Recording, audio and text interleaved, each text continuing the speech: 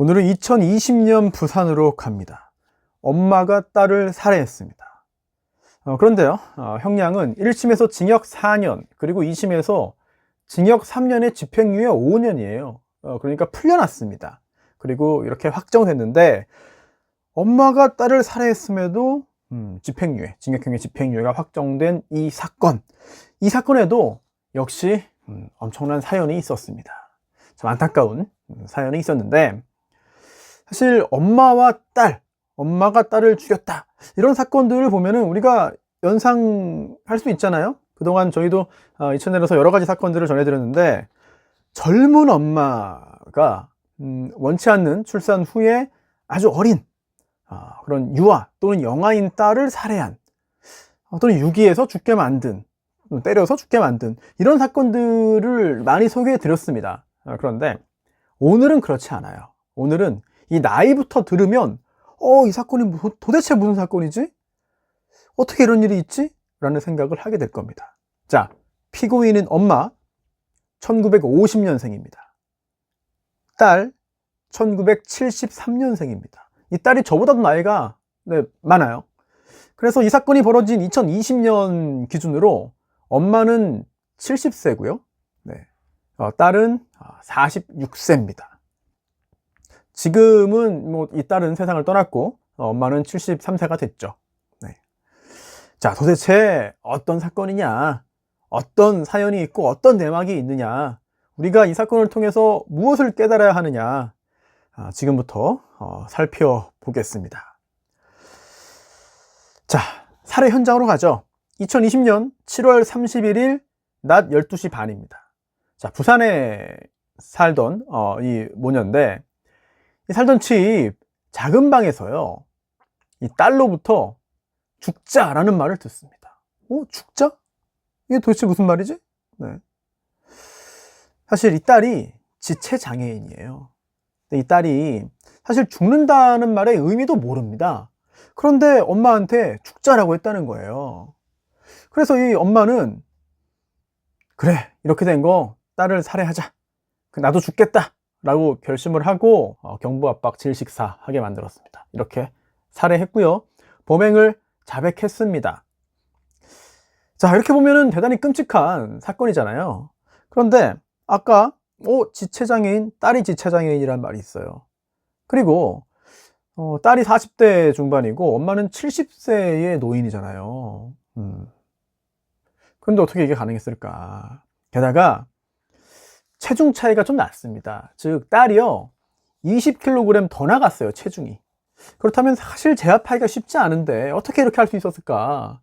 여기에도 참 슬픈 사연이 있고, 거기에 이 사건에 사실상 모든 것이 담겨 있다고 할 수 있겠죠. 자, 이렇게 살해가 이루어졌는데, 또 하나 중요한 부분은 바로 심신미약입니다. 그동안 이 살인사건에서 피고인이 심신미약을 주장했지만 인정되지 않은 사례들을 대단히 많이 소개해 드렸는데, 이 건에서는요 심신미약이 인정됐습니다. 인정됐어요. 사유는 뭐냐? 고도의 우울증.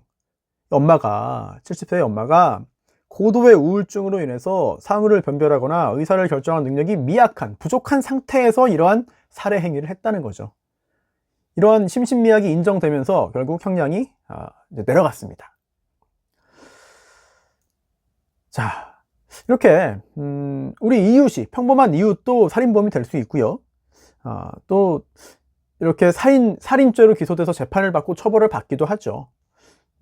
그리고 제가 주로 이런 사건들을 찾아서 여러분께 많이 소개를 해드리는데, 단순히 겉으로 드러난 것만 보자는 게 아니에요. 그것만 보면 안 되고, 살인사건의 그 이면에 어떤 게 숨어 있는가, 이 부분까지 같이 한번 살펴보고 교훈점을, 또 주안점을 찾아보자는 취지에서 이 방송을 계속해서 하고 있습니다. 그리고 이야기 나온 김에 말씀을 드리면, TVN 프로그램 중에 그 어쩌다 어른이라는 강연 프로그램이 있는데, 작년 9월에 한번 강연을 했죠. 그리고 얼마 전에 또 두 번째 강연을 또 녹화했습니다. 제목은 어쩌다 우리 이웃은 살인자가 되었답니다. 평범한 우리 이웃이 살인자가 된 사정이 무언가, 그리고 그 사건 판결문에 담겨 있는 속사정이 무언가 알아보는 그런 강의를 했고요. 다음 주죠. 네, 3월 14일 화요일 저녁 8시에 방송됩니다. 개인적으로는 두 번째 강연인데 제가 최연소인 것 같아요. 그래서 우리나라에 굉장히 좀 유명한 그런 그 교수들, 저명한 강사들과 뭐 나란히 선다는 것 자체가 대단히 좀 이제 의미 있는 그런 시간이었습니다. 어쨌든 오늘 이 사건도 역시 그 방송에서 소개할 법한, 충분히 소개할 수 있었던 그런 사건 중에 하나인데요. 내막을 알아보겠습니다. 자, 이 엄마는요 24세 이 딸을 낳았습니다. 그런데 아까 말했듯이 지체장애인이라고 그랬잖아요. 구체적으로는요 중복장애예요. 하나가 아닙니다. 장애가 발달장애로 좀 느리게 자랐고요, 또 시각장애로 앞을 잘 보지 못했습니다. 지체장애 2급 그리고 시각장애 4급을 받은 중복장애인인데 태어날 때부터 그랬으니까요. 그래서 엄마가 항상 함께 다닌 거예요. 엄마가 딸을 죽였잖아요, 끔찍하게. 그런데 태어날 때부터 이런 장애가 있었기 때문에 46년을 엄마가 이 딸을 계속 돌봤습니다. 어떻게 돌봤냐, 어느 정도였냐, 이거를 알아보는 게 대단히 중요하겠죠. 우리 한번 정말 그 상황으로 우리가 한번 좀 나도 함께 그쪽으로 가서 그 옆에서 지켜본다는 생각으로 이 이야기를 함께 좀 나눠야 될 것 같습니다. 자, 이 딸은요 경남에 있는 한 특수학교에서 공부를 했습니다. 근데 이 특수학교에서 고등학교까지 나오긴 했거든요. 그런데 간단한 단어 쓰는 것도 어려워했어요. 물론 이제 그 자기 이름 석자는 쓸 줄 알았지만 그 이상이 안 되는 겁니다. 사실상 혼자 생활이 안 되는 거죠. 이렇게 학교를 졸업한 다음에 고등학교까지 마친 다음에 집 근처에 있던 직업재활원에 다녔습니다. 처음에는 이제 딸 혼자 갔어요. 그런데 혼자 있으니까 막 돌발 행동도 하고 이상 행동을 하니까 결국은 엄마가 나설 수밖에 없었습니다. 엄마가 같이 이 직업재활원을 다녔는데요. 그 기간이 언제부터 언제까지냐? 93년 2월부터, 그러니까 고등학교 졸업하고 바로예요. 93년 2월부터 2014년까지 20년 넘게 엄마가 딸과 함께 이 직업재활원을 갔다가 같이 있고 있다가 다시 같이 돌아오는, 이 직업재활원에서 뭐 일상생활이나 사회적응이나 의사소통 기술 같은 이런 직업교육을 받았지만 사실 교육이라고 보기가 좀 쉽지 않은, 그런 제대로 교육을 받아가지고 뭔가 개선이 이루어지기에는 쉽지 않은 상황이었던 것 같습니다. 자, 그리고 이제 직업재활원을 마지막에 나올 때, 그때 그 직전에 작성된 이제 그 면접지가 있는데요. 이걸 보면 내용이 이렇습니다. 엄마와 함께 있는 시간이 많아서 일상생활에는 어려움이 없다. 엄마랑 함께 있으면 문제가 없는 거예요. 근데 이 말은 곧 엄마에게 의지를 한다는 얘기고 또 엄마가 희생을 한다는 얘기죠. 직업적인 강점은 차분하고 조심스러우며 섬세하다는 거다. 성격을 짐작할 수 있습니다. 이 딸. 희망 직종은 단순 포장 작업이다. 그래서 2014년에 생활용품 만드는 공장에 취직을 합니다. 여기는 그 사회적 기업이었어요. 장애인들 꽤 많이 고용하는 거였는데 공장까지 버스로 30분입니다. 여기도 엄마가 같이 다녔습니다. 이제 일회용 그 칫솔이나 치약 뭐 이런 거 넣는 뭐 이런 건데 단순 노동이죠. 근데 그 다른 직원들하고 의사소통이 안 돼요. 게다가 아까 지체장애 2급에다가 시각장애 4급이라고 그랬잖아요. 시력장애. 이제 사물 형태만 보이고 흐릿하게 보였습니다. 그러다 보니까 출퇴근을 도와주고 뭐 함께 동행하는 정도가 아니라 사실상 일을 엄마가 한 거예요. 이 딸이 해야 되는 그 공장에서의 일을 엄마가 해줬습니다. 화장실 갈 때까지도 동행을 했다고 해요. 키도 더 크고 몸무게도 20kg나 많이 나갔지만 사실상 혼자 할 수 있는 게 없는 상황. 얼마나 답답하고 얼마나 이게 안타깝습니까? 그렇다고 혼자 보내면 또 돌발 행동에다가 또 이 여러 가지 소동이 벌어져서 난리가 나는 이 상황. 도대체 정말 참 듣기만 해도 답답한 그런 상황인데요. 공장 팀장이 말을 했어요. 항상 이 엄마와 딸이 팔짱을 끼고 다녔다. 팔짱을 끼고 다녔다. 이 딸이 혼자는 아예 그 생활이 안 되는 상황이어가지고 사실 채용도 힘들었는데 만약에 이렇게 일하러 나오지 않으면 엄마가 24시간 딸을 집에서 돌봐야 되기 때문에 힘들지 않겠느냐. 이렇게 나오면 다른 사람, 일은 하지만 다른 사람들을 만나고 이야기도 하면서 좀 나을 거다. 사실 엄마는 거의 무료봉사처럼 나온 것이다. 라는 말을 이 공장 팀장이 남겼습니다. 이 딸에 대해서 또 이 팀장이 기억하는 거는 희미하게 미소를 짓는 표정뿐이었다. 사실상 뭐 많이 한 게 아닌 것 같아요. 엄마랑 같이 있으면서 엄마가 많이 한 것 같습니다. 네. 이때 받은 월급은 한 달에 120만 원에서 130만 원 정도였다고 해요. 네. 그러던 2016년 3월, 이 공장에 다닌 지 한 2년쯤 됐습니다. 2016년 3월에 엄마가 내과에 갔습니다. 검사를 받으러. 왜냐면 막 손이 답답해요. 또 가슴이 막 두근거려요. 이게 그 내과 질환으로 생각을 하고 진단받으러 갔는데, 이상하게 내과 의사가 이거는 정신과 가야 되는 것 같다라고 합니다. 그래서 정신과 갔더니 우울증 진단을 받았어요. 자, 사회생활 없었어요. 네. 개인 시간도 사실상 없었습니다. 계속 이 딸만, 딸만 돌본 거예요. 계속해서. 거의 이 당시만 해도 40년째 딸만 돌보고, 거의 딸의 손발이 되고 머리가 되고 눈이 되어가지고 산 겁니다. 대단히 힘든 일이죠. 참 상상을 해도 뭔가 좀 정말 완벽하게 와닿지 않을 정도로 힘든 그런 순간이고 힘든 생활이었을 겁니다. 그래서 이렇게 치료를 받았지만 사실 더 악화됐어요. 계속해서 치료를 받으면서 뭐 약은 먹지만 딸과 뭐 분리되거나 또는 누가 대신 딸을 돌봐준 게 아니라 계속 딸과 함께 생활을 하면서 약만 먹은 거거든요. 이게 개선이 안 되죠. 우울증의 원인이 그대로 남아있는데 어떻게 개선이 되겠습니까? 또 가족들에게도 막 이야기를 했어요. 나 너무 힘들다, 희망이 없다, 살고 싶지 않다, 이런 말을 하니까 결국 가족들이 엄마에게 시간을 주기로 합니다. 이 가족들이 대신 이 딸을 돌보는 게 아니에요. 정신병원에 입원을 시켰습니다. 자, 정신병원에 입원시켰는데 일주일 만에 돌아옵니다. 병원에서 또 이렇게 돌발 행동을 하고 소동을 벌이니까 정신병원 입장에서도 이거를 그냥 놔두기가 힘들겠죠. 다른 사람에게도 해가 되고 제대로 통제와 관리가 안 되니까 딸은 엄마가 있어야 되는 거예요. 엄마가 없으면 도저히 안 되는 겁니다. 그래서 일주일 만에 다시 돌아왔고요. 엄마가 다시 딸을 돌보게 됐습니다. 자, 이제 2020년이 됐어요. 2020년까지 계속 공장을 다니다가 공장이 폐업을 합니다. 코로나19 때문에 폐업을 합니다. 그때 거기 그 공장에 장애인 직원이 5명 있었는데 다 갈 곳을 잃었고요. 2020년 3월부터 이 딸이 공장을 갈 수가 없게 되는 거죠. 그러다 보니 엄마는 어차피 뭐 딸을 돌보기는 하는 겁니다만 딴 데 가서 할 수가 없어요. 딴 데 가서 할 수가 없고 계속 24시간 따라다녀야 되는 그런 상황이 된 거죠.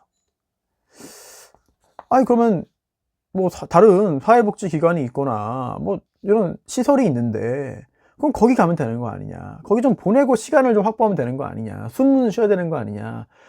근데 이 딸이 그걸 싫어합니다. 딸이 거부해요. 혼자 보내면 또 이렇게 계속 또 돌발 행동을 하니까 엄마 입장에서는 그렇게 할 수가 없죠. 그러다 보니 딴 데 못 보내고 24시간 내내 엄마는 딸과 있었고 우울증은 당연히 악화가 됐고, 게다가 참 안타깝게도 이 20kg이 더 나가고 키도 큰 딸이 엄마를 때렸습니다. 자해도 하고.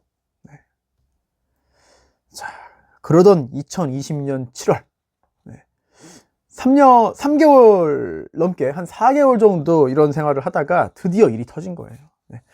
그래서 아까 말씀드린 대로 갈등이 생겼고 결국은 목 졸라 살해하는 일이 생기고 말았습니다. 굉장히 안타깝죠. 대단히 안타까운데 법적으로 좀 판결문을 좀 분석해 볼게요. 우선 첫 번째, 심신미약이 인정됐습니다. 자, 심신미약, 우울증이 있으니까, 우울증 치료 받았으니까, 약도 먹고 있으니까, 진단해 봤더니 심각한 우울증이니, 고도의 우울증이니까 무조건 심신미약? 그거 아닙니다. 심신미약, 우울증 있다고 심신미약 다 되는 거 아니고요. 이 법원의 판결문을 보면은 언제 인정되는지에 대해 구체적인 언급이 나옵니다.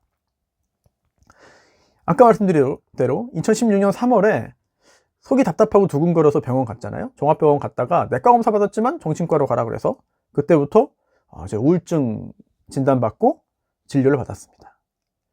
또 지체장애 2급, 시각장애 4급인 딸을 전적으로 양육 보호하고 또 딸의 행동 문제를 전적으로 감내했다. 이 전적으로라는 단어가 좀 눈에 좀 띕니다. 또 2020년 전에는 어떻게든 그 딸이 회사에서 이제 일을 했기 때문에 함께 나갔다 왔는데 코로나로 이제 더 이상 공장에 나가지 못하니까 24시간 동안 전적으로 돌봐야 되는 상황이 되자 우울증이 심화됐다. 전적으로요, 전적으로. 네, 전적으로란 말이 계속 나오죠. 가슴이 아픕니다. 그리고 아까 말씀드린 대로 이 살해한 다음에 엄마도 스스로 이제 목숨을 끊기 위해서 청소 처방받았던 그런 우울증약 수면제를 한꺼번에 다 먹었습니다. 네, 그리고 스카프랑 노끈으로 목을 이제 스스로 조르기도 했고요.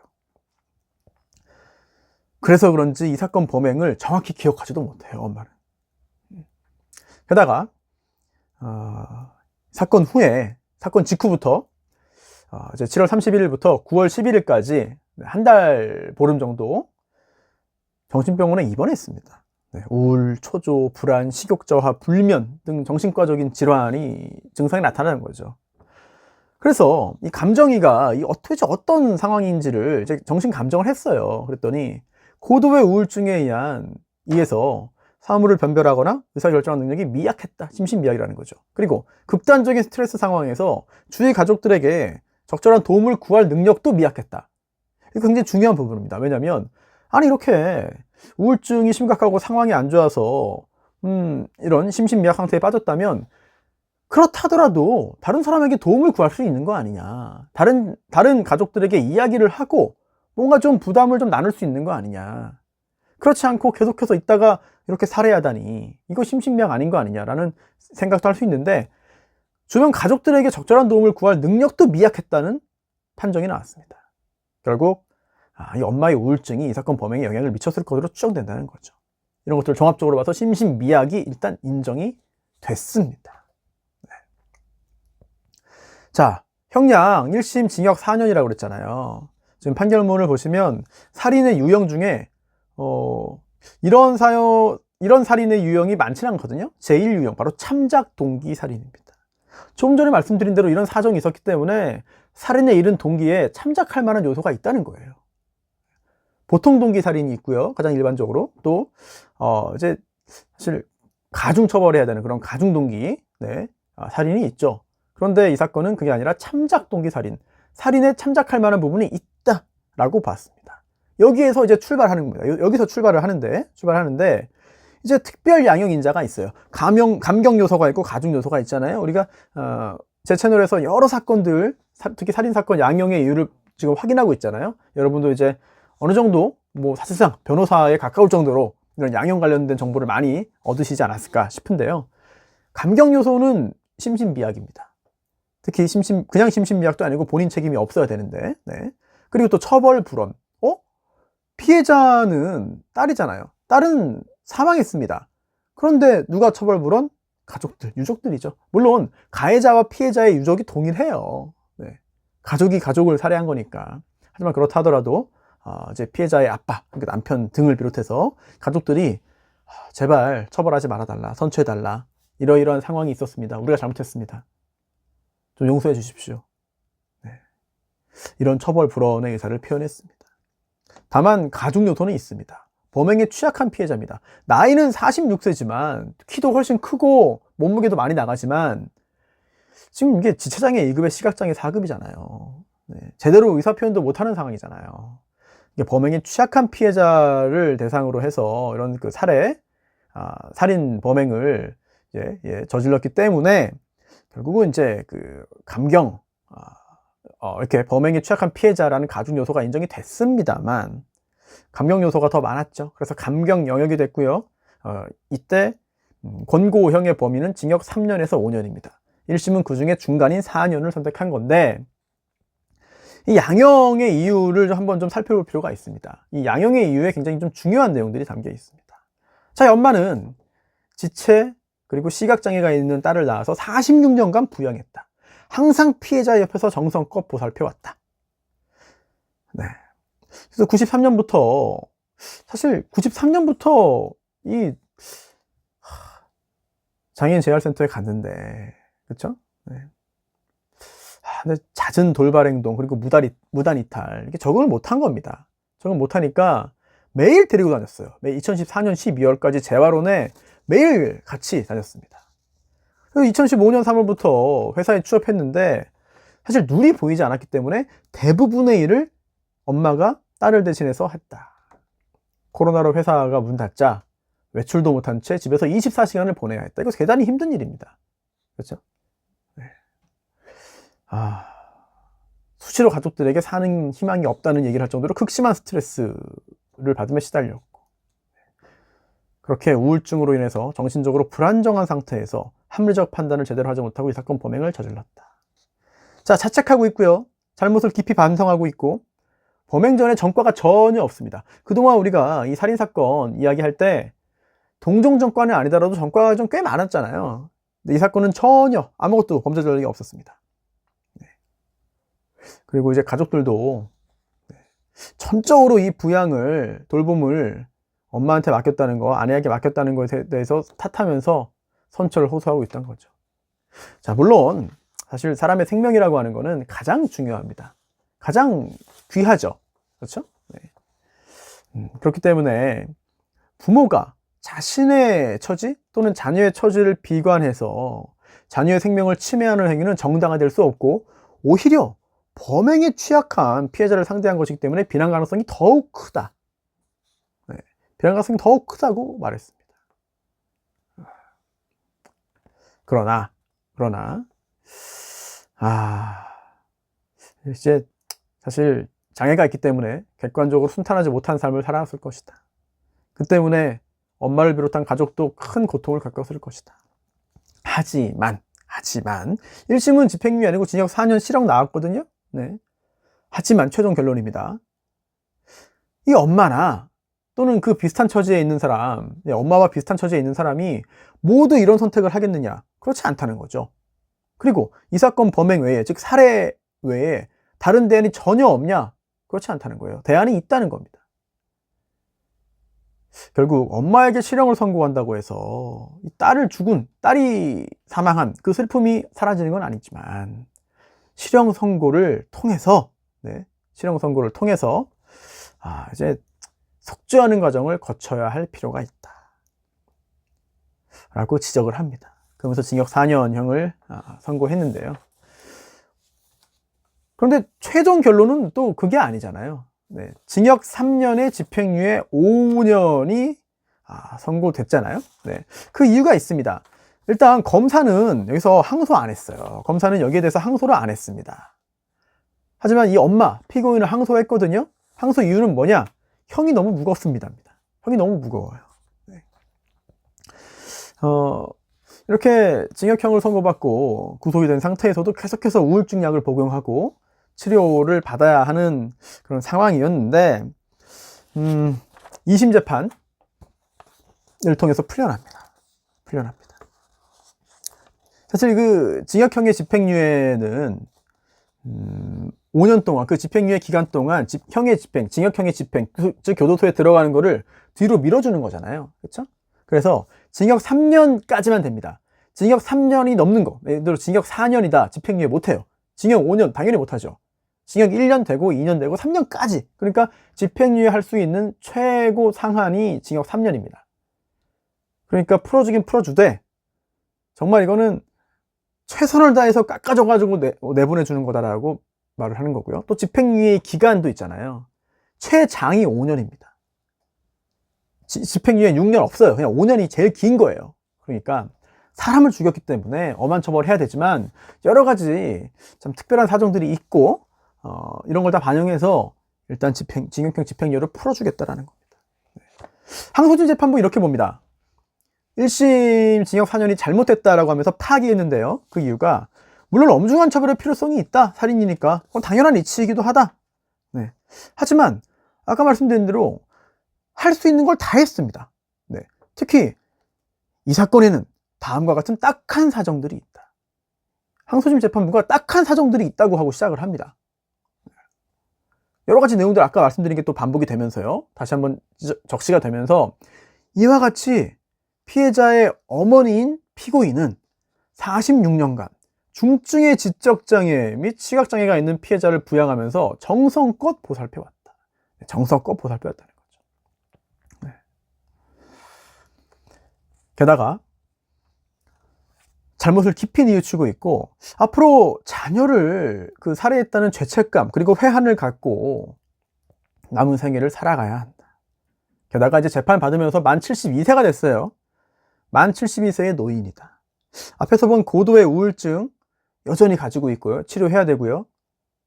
또한 여러 가지 신체적인 질병도 있기 때문에 신체적인 건강 또한 징역형의 집행을 오롯이 감내하기에 벅차 보인다 라는 표현을 썼습니다.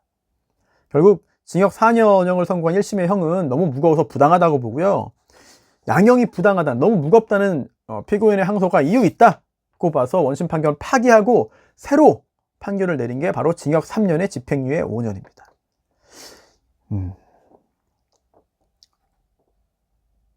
참 매우 안타까운 사건입니다. 네, 그리고 지금도 우리 사회 어디에선가 이렇게 비슷한 상황에 처한 가족이 있을 것 같고요. 또 엄마가 있을 것 같아요. 네. 참 죄책감과 회한을 가지고 남은 인생을 살아야 하는데 사실 이 가족뿐만 아니라 이런 상황에 처한 가족들이 꽤 있기 때문에 우리 법상 좀 제도들이 있습니다. 뭐 주간 활동 서비스라든지 뭐 장애인 활동 지원 서비스 등이 있는데 제도가 있긴 해도 상대적으로 경증의 장애인들은 좀 더 수월하게 쓸 수 있지만 중증 장애인들, 특히 중증 발달 장애인은 쉽지가 않습니다. 네, 쉽지가 않습니다. 우리 사회가 어떻게 해야 되는가? 우리 사회도 이제 나름 선진국 반열에 올랐거나 또는 선진국의 문턱에 있거나 또는 선진국이 되기 위해 노력하고 있거나 각자 이제 판단 기준에 따라서 뭐 이제 달라질 수 있겠습니다만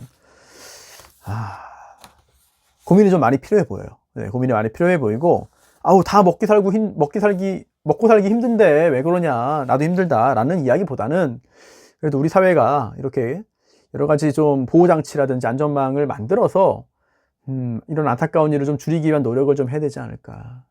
예산도 보다도 좀 적절하게, 좀 아주 적정하게, 네, 효과적으로 쓰는 방법을 좀 고민할 필요가 좀 있지 않을까 싶습니다. 자, 오늘은 2020년 7월 31일 정오경 발생한 엄마의 딸 살해 사건 그 내막을 알아봤고요.